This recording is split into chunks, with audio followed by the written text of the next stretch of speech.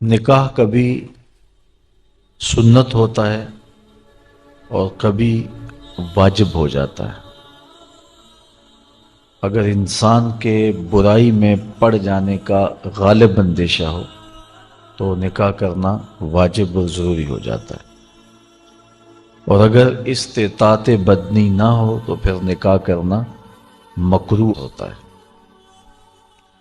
حضور نے نکاح کو اپنی سنت قرار دیا، النکاح من سنتی فمن رغب عن سنتی فلیس منی۔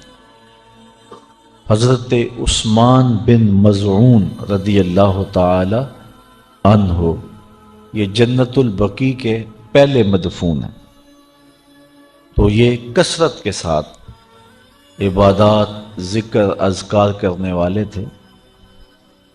تو ان کی عبادات کی کثرت کی وجہ سے جب یہ وصال پاتے ہیں تو حضور نے ان کی قبر کے اوپر ایک بھاری پتھر رکھا تھا، اور صحابہ فرماتے ہیں ہم میں سے جو سب سے بڑی چھلانگ لگاتا تھا وہ اس پتھر کو عبور کر سکتا تھا، ورنہ عام آدمی اس سے چھلانگ نہیں لگا سکتا تھا۔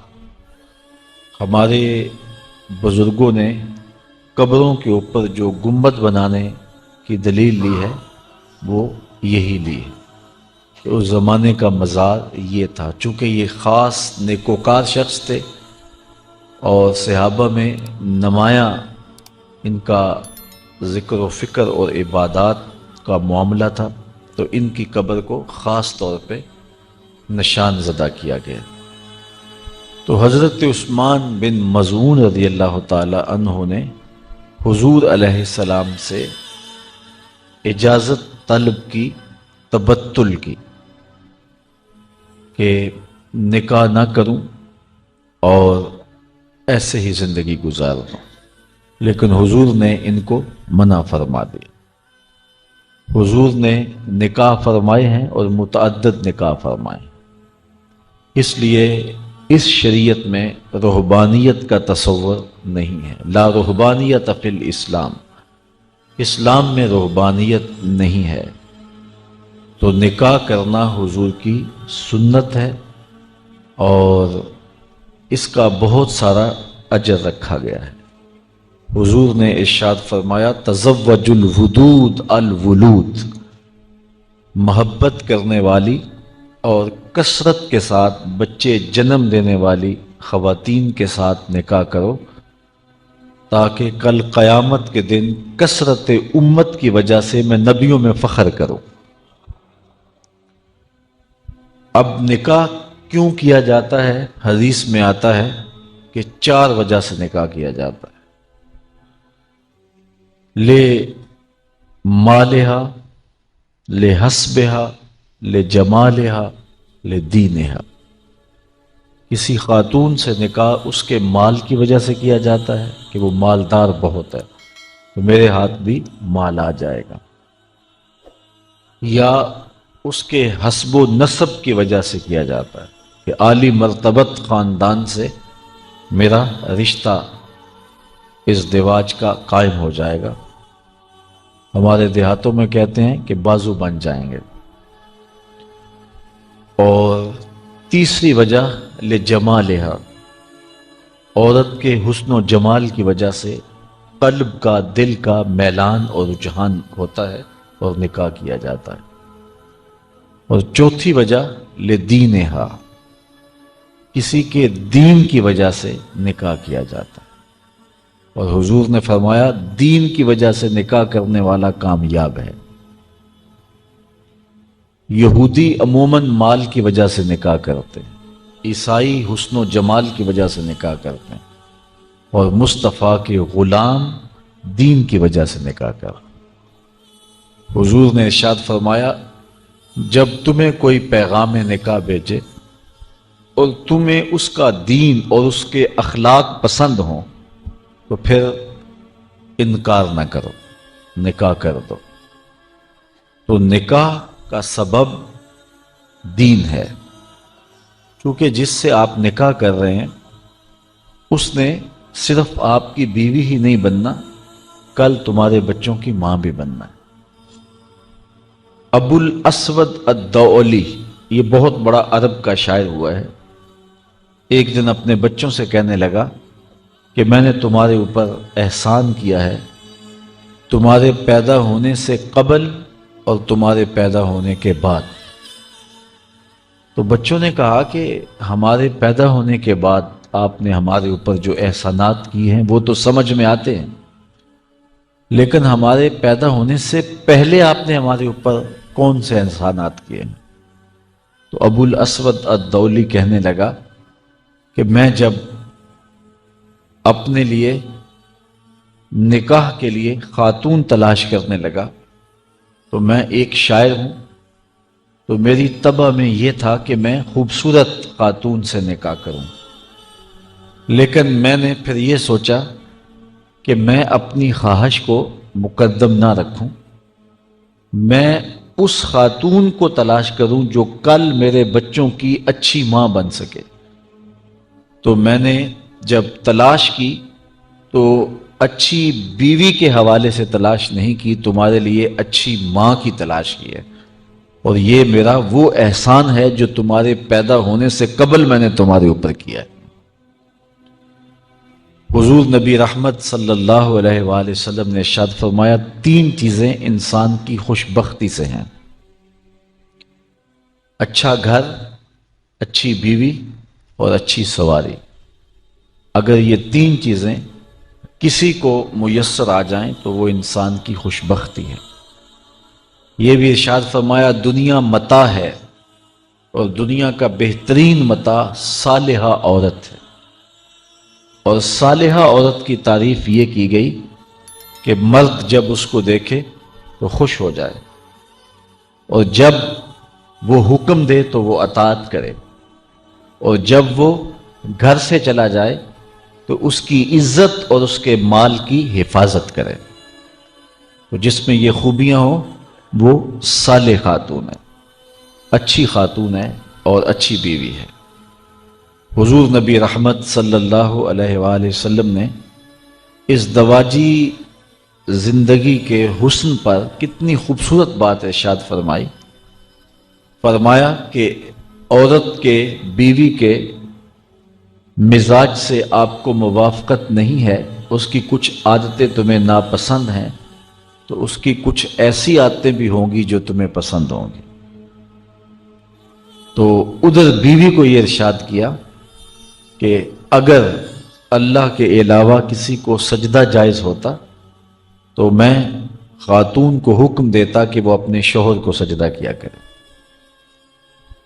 اگر خاتون اس کو مد نظر رکھے تو شوہر کو شکایت پیدا نہیں ہو سکتی، اور اگر شوہر اس حدیث کو مد نظر رکھے کہ اس کی کچھ عادتیں مجھے ناپسند ہیں تو کچھ عادتیں ایسی بھی ہیں جو مجھے پسند ہیں، یہ ماں باپ کا گھر چھوڑ کے آئی ہے، میرے لیے وطن چھوڑا ہے، اپنا آبائی گھر چھوڑا ہے، بہن بھائیوں کو چھوڑ کے میرے لیے وقف ہو گئی ہے، تو یہ چیزیں یقیناً مرد کے لیے اس عورت کی محبت کو پیدا کرنے کے لیے کافی ہیں۔ حضور نبی رحمت صلی اللہ علیہ وآلہ وسلم نے یہ بھی ارشاد فرمایا کہ جب کوئی شخص نکاح کرتا ہے تو شیطان واویلا کرتا ہے کہ اس نے اپنے آپ کو مجھ سے بچا لیا، چونکہ شیطان کا بہت بڑا جال یہ ہے کہ وہ ریشمی جال پھینک کے انسانوں کو پھانستا ہے، تو جب کوئی نکاح کرتا ہے تو وہ پریشان ہو جاتا ہے۔ اور ایک حدیث میں یہ بھی ارشاد فرمایا گیا کہ جب کوئی شخص نکاح کرتا ہے اس کے آدھے دین کی حفاظت اللہ نے کر دی، اور باقی آدھے دین کے بارے وہ اللہ سے ڈرے۔ نکاح ایک عہد ہے، ایک پیمان ہے جو زندگی گزارنے کا زوجین کے درمیان ہوتا ہے، اور شریعت اسلامیہ میں النکاح ینعقد بالایجاب والقبول لفظاً بحضور الشاہدین بالغین عاقلین حرین مسلمین، دو عاقل بالغ مرد، آزاد مرد یا ایک مرد اور دو مردوں کی موجودگی میں ایجاب اور قبول کا نام نکاح ہے۔ اور اس نکاح میں مہر مقرر کیا جائے اور وہ مہر مرد کی حیثیت کے مطابق ہو۔ ہم شادی میں لاکھوں روپے خرچ کرتے ہیں، لیکن جب مہر کی باری آتی ہے تو اس وقت ہمیں 32 روپے اور 10 آنے یاد ہوتے ہیں، جبکہ اتنے پیسے تو بچہ بھی نہیں لیتا۔ اور یہ مہر حق بدا ہے، یہ عورت کا حق ہے، تو یہ کشادگی کے ساتھ حق مہر پیش کرنا چاہیے اور عورت کا حق ہے۔ دو گواہوں کا موجود ہونا اور پھر نکاح اعلانیہ ہونا چاہیے۔ حضور نے ارشاد فرمایا اعلنوا ھذا النکاح واجعلوہ فی المساجد، کہ نکاح کا اعلان کرو اور اسے مسجدوں میں منعقد کرو۔ نکاح کے اعلان کے جو مقاصد ہیں وہ بچہ بچہ جانتا ہے، تاکہ جب زوجین چلیں گے آئیں گے کہیں بیٹھیں گے تو لوگوں کو پتہ ہوگا کہ ان کا نکاح ہوا ہے، کوئی شک کی نظر سے نہیں دیکھ سکے گا۔ اور دوسرا ارشاد فرمایا اس کو مسجدوں کے اندر منعقد کرو، اور پہلے نکاح مساجد میں ہی ہوا کرتے تھے، لیکن پھر جوں مرور زمانہ کے ساتھ تبدیلیاں آئیں تو ایک تبدیلی یہ بھی آئی کہ نکاح مسجدوں میں نہ ہونے لگے۔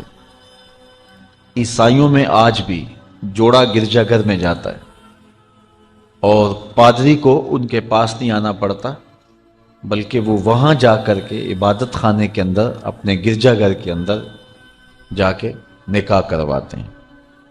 تو آج بھی نکاح کی برکتیں حاصل کرنے کے لیے ہم اس کو مساجد کے اندر منعقد کرنے کا جو شرعی حکم ہے اس کی پابندی کریں تو نکاح کے اندر بہت ساری خیر و برکت پیدا ہوگی۔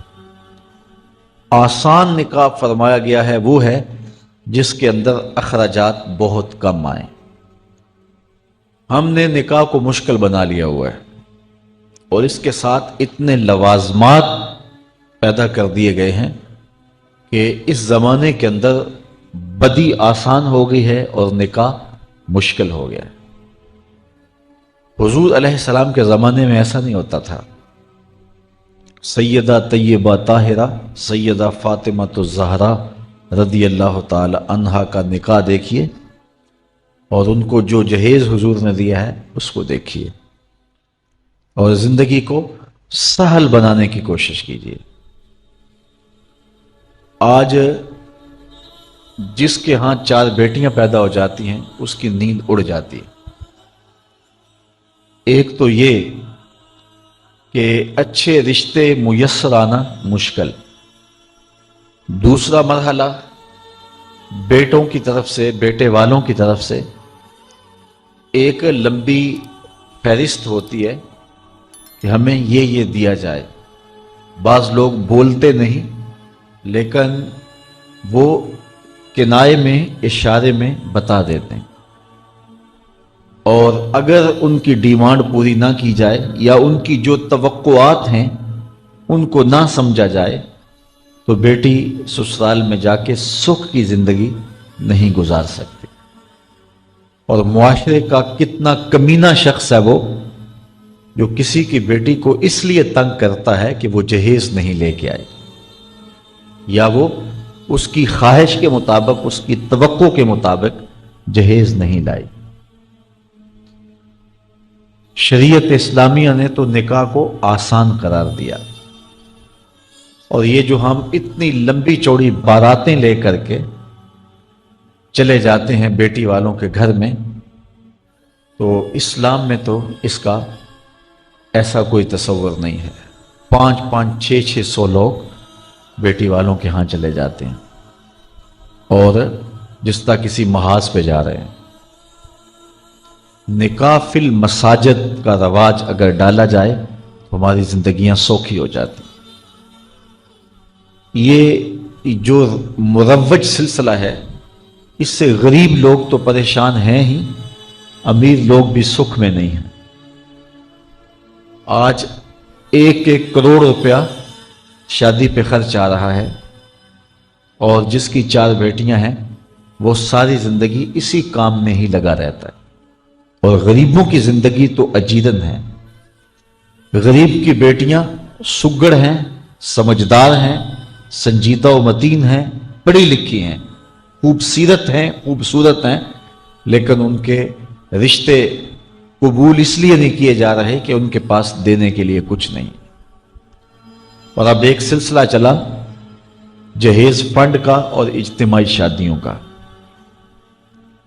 تو شاید کسی کے لیے اس میں تسکین ہو، لیکن میں تو ایک مرتبہ ایسی تقریب میں گیا ہوں تو دکھی ہو کے آیا ہوں. ہر شخص کا اپنا مزاج ہوتا ہے. مختلف تنظیمات، مختلف لوگ غریب بچیوں کی اجتماعی شادیاں کر رہے ہیں. تو میں ایک تقریب میں مجھے کھینچ کے کچھ لوگ لے گئے. میں نے کہا مجھے تجربہ تو نہیں ہے، لیکن مجھے لگتا ہے کہ میرے لیے تکلیف کا سامان ہوگا، اور دوست جس مقصد کے لیے مجھے لے کے جا رہے ہیں تو ان کا مقصد بھی پورا نہیں ہوگا. ایسا ہی ہوا.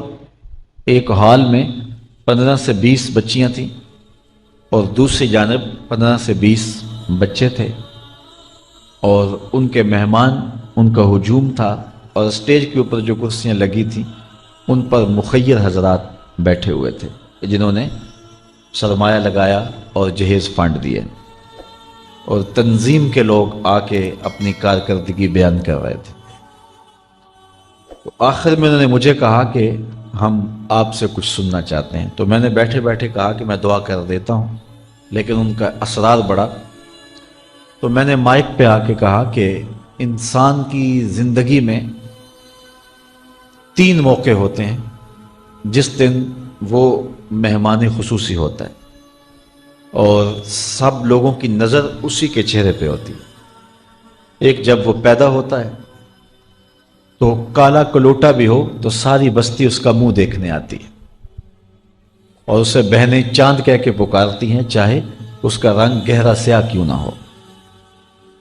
دوسرا موقع انسان پر اس وقت آتا ہے جب وہ دولہا بنتا ہے، تو سارے لوگ اسی کو دیکھتے ہیں اور وہ نگاہوں کا مرکز ہوتا ہے، اور چیف گیسٹ وہی ہوتا ہے. اور تیسرا وقت اس کے اوپر تب آتا ہے جب وہ چٹا لٹھے کا لباس پہنتا ہے، تو سارا شہر اس کا منہ دیکھنے آتا ہے. تو میں نے کہا ان غریب لوگوں سے آج تم نے یہ حق بھی چھین لیا. آج مخیر حضرات کو اوپر بٹھایا اور ان کو نیچے بٹھایا ہوا ہے، اس لیے کہ یہ غریب ہیں، اور کسی کے چہرے کے اوپر میں نے کہا خوشی کے آثار نہیں نظر آ رہے، اداسیاں ہیں، اور اتنے لوگوں کو ان کی غربت کا گواہ بنا رہے. ایک دم سکوت طاری ہو گیا حال پر، چونکہ مجھ سے وہ کچھ ایسی باتیں سننا چاہ رہے تھے جس سے ان کو داد ملتی. میں نے کہا تمہارے جذبے اپنی جگہ پہ، لیکن کاش کے رات کے اندھیرے میں ان بیٹیوں کے ماں باپ کو تم نے کچھ پیش کیا ہوتا اور یہ اپنے گھر سے رخصت ہوتی تو عرش والا رب بڑا راضی ہوتا. لیکن برا کرے نمائش کا کہ ہم نے ان بیٹیوں کا تماشا لگا دیا. میں ایک شہر میں گیا تو وہاں آج کل وہ پہلے تھا نا عمرے کے ٹکٹ محفل نعت میں، تو آہستہ آہستہ مجمع سمٹ گیا. تو اب ایک نیا سلسلہ شروع ہوا ہے کہ جہیز کی پرچیاں نکالی جائیں گی. تو اسی سال آپ کے قرب میں ایک جگہ 10 کے 15 جہیز فنڈ تھے. تو مجھے خطاب کرنے کے لیے انہوں نے کہا، تو بڑے شوق سے منتظم محفل نے بتایا کہ 15 بچیوں کا جہیز بھی نکالا جائے گا، اور اس پردے کے پیچھے ہزاروں بچیاں بیٹھی ہوئی ہیں. تو میں نے اپنی گفتگو میں کہا کہ یہ ظلم نہ کرو، یہ زیادتی نہ کرو. تمہارے پاس 100 لوگوں کا کھانا ہے تو 500 لوگوں کو نہ بلاؤ کہ تم قرعہ اندازی کر کے 100 آدمیوں کو کھانا دے دو اور 400 آدمیوں کو کہو کہ تمہارا نام نہیں نکلا۔ تمہارے پاس 100 کا کھانا ہے تو 100 کو ہی پردے سے بلاؤ اور ان کو کھانا کھلا دو۔ میں نے کہا 10,000 بیٹیاں اس پردے کے پیچھے بیٹھی ہیں آپ کے بقول، اور آپ ان میں سے چند کو قرعہ اندازی کے ذریعے جہیز فنڈ دے رہے ہیں۔ ہر پرچی پہ 10,000 بیٹی کا دل دھڑکے گا کہ شاید میرے مقدر جاگ پڑے اور غموں کی سیاہ رات ختم ہو گئی، لیکن جب آخری پرچی کے بعد اعلان کیا جائے گا کہ قرعہ اندازی مکمل ہو گئی تو کتنی بیٹیاں گھروں میں جب واپس جا رہی ہوں گی تو تم نہیں جانتے ان کے قدم کتنے بوجھل ہوں گے، اور رسول اللہ کا میلاد ہو اور بیٹیاں آنسو بہاتی ہوئی جائیں۔ میں نے کہا تم خوشیاں خریدنے لگے تھے، غم خرید لیے تم نے، خوشیاں بانٹنے لگے تھے، غم بانٹ لیے تم نے۔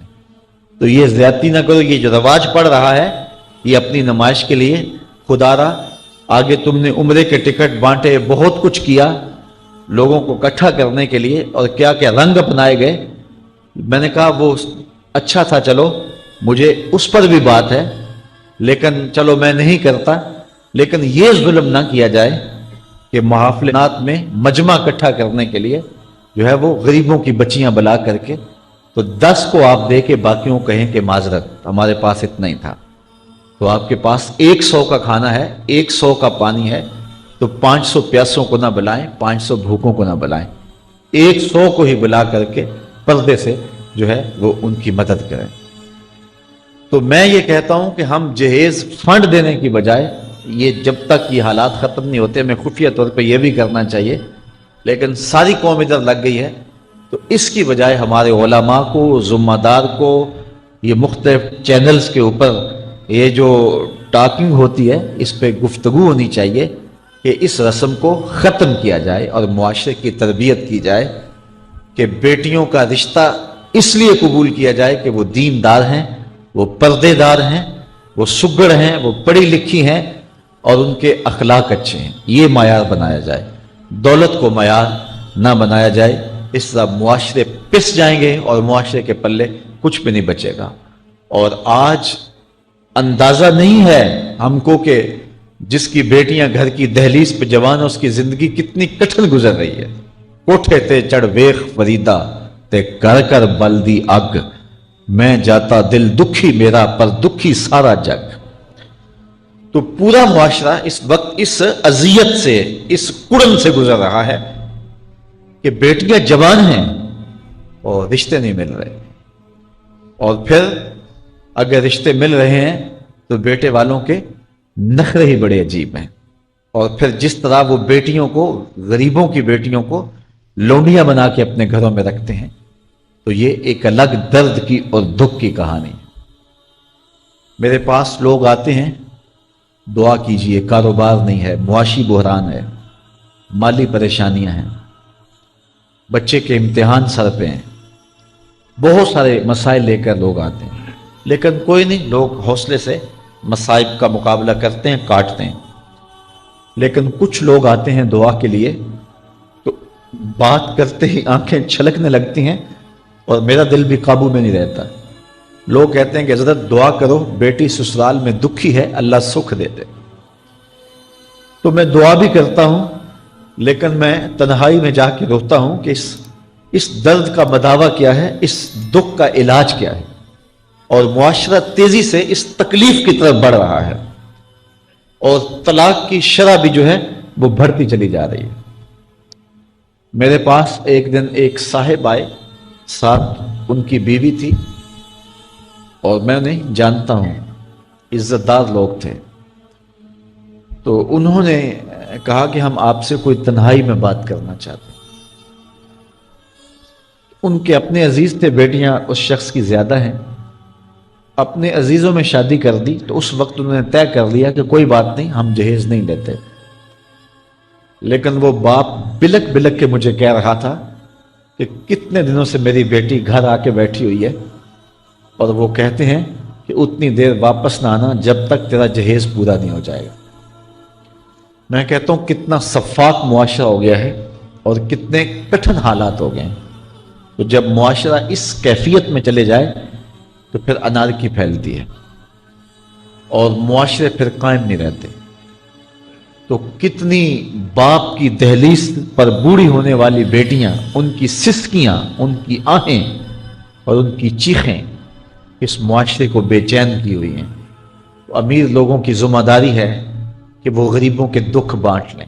اللہ تعالیٰ ارشاد فرماتا ہے کہ فکو رقبہ او اطعام فی یوم ذی مسغبہ، کسی پھنسے ہوئے کی گردن چھڑانا یہ بڑی نیکی ہے.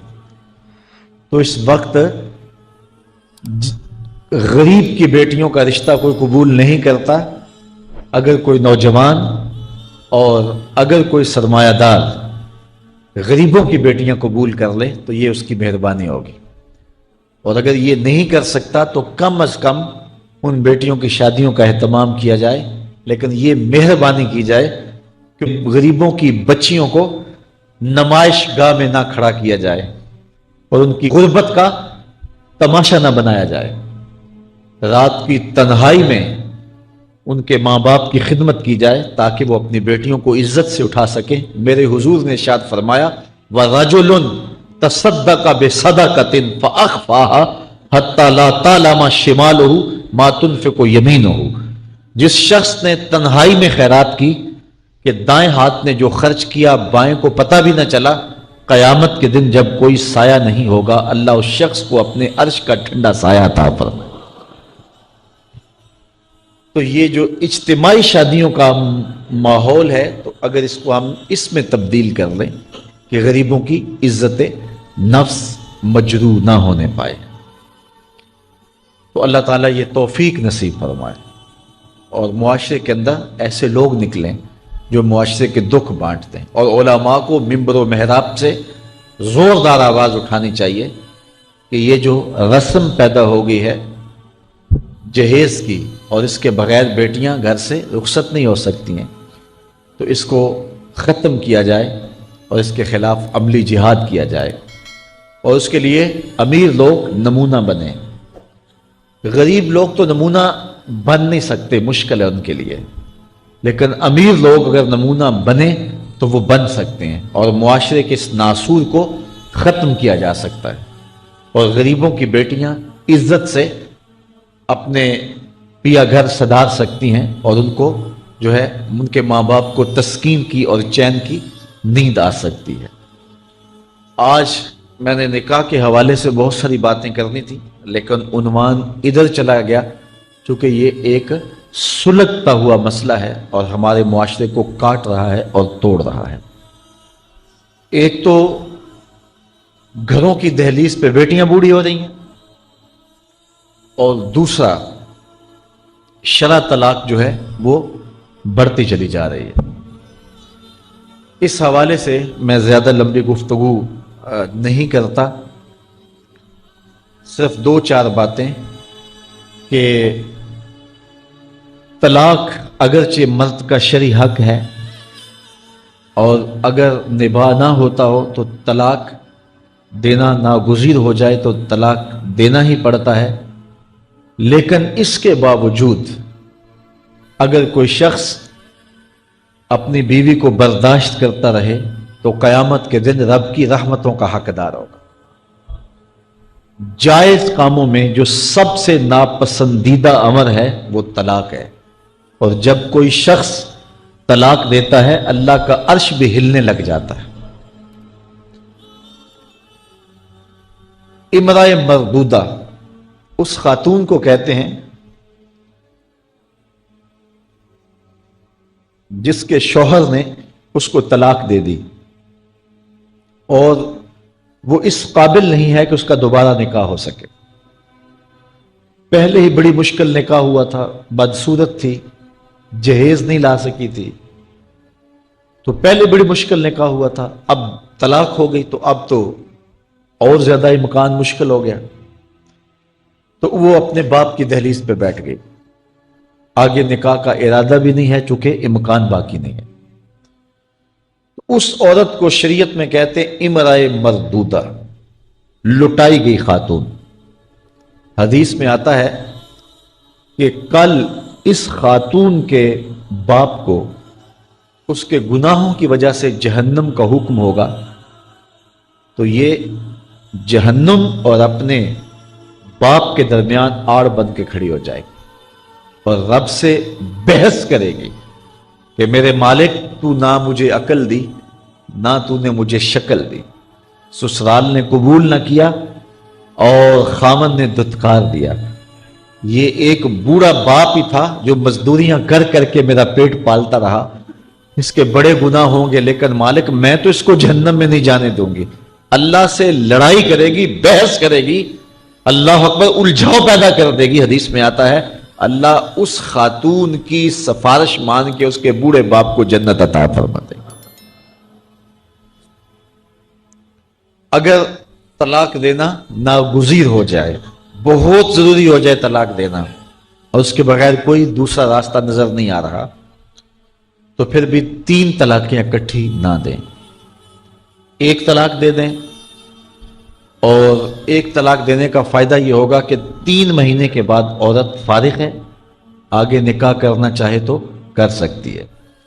لیکن اگر 3 ماہ کے بعد، 4 ماہ کے بعد، سال کے بعد، 2 سال کے بعد اس نے آگے نکاح نہیں کیا تو دوبارہ ان کا پروگرام نکاح کا ہو جاتا ہے، تو پھر واپس آنا آسان ہوتا ہے۔ تو لوگ یک مشت 3 طلاقیں دے دیتے ہیں اور پھر مسئلہ پوچھتے ہیں۔ تو چونکہ ہمارے یہاں کثرت احناف کی ہے اور واضح احکام جو شریعت کے ہیں وہ 3 اکٹھی طلاقیں اگرچہ ناپسند ہیں لیکن 3 طلاقیں اکٹھی 3 ہی ہو جاتی ہیں، تو پھر اس کے بعد اپنا مسلک بدلنے کی کوشش کرتے ہیں، یا جو ہے وہ ایسے لوگوں سے فتویٰ دیتے ہیں جن کا یہ فتویٰ نہیں ہے اور ایک عجیب الجھن میں مبتلا ہو جاتے ہیں۔ اس لیے اگر ناگزیر ہو جائے طلاق دینا تو پھر بھی 1 طلاق دینی چاہیے۔ جو 3 طلاقوں سے حاصل ہوگا، عورت سے الگ ہونا، وہ 1 طلاق سے ہی حاصل ہوگا۔ اور 1 طلاق بھی طہر کی حالت میں دینا چاہیے، عالم حیض میں نہیں، کیونکہ ان دنوں کے اندر مرد کا رجحان عورت کی طرف زیادہ ہوتا ہے، اس لیے شریعت نے طہر میں طلاق دینے کا حکم دیا ہے اگر کوئی طلاق دینا چاہے۔ لیکن اگر کوئی حیض میں طلاق دے دے تو پھر بھی طلاق ہو جائے گی، تینوں اکٹھی دے دیں پھر بھی طلاق ہو جائے گی۔ لیکن 1 طلاق اور وہ بھی طہر میں اگر دی جائے، ہاں مہینے کے وقفے کے بعد دی جائے تو پھر بھی موقع موجود ہوتا ہے۔ تو عمومی طور پہ لوگ 3 طلاقیں اکٹھی دے کے بعد میں پریشان ہوتے ہیں، چونکہ طلاق دینے کے بعد پھر پوزیشن سوچ کی اور گمان کی اور ہوتی ہے۔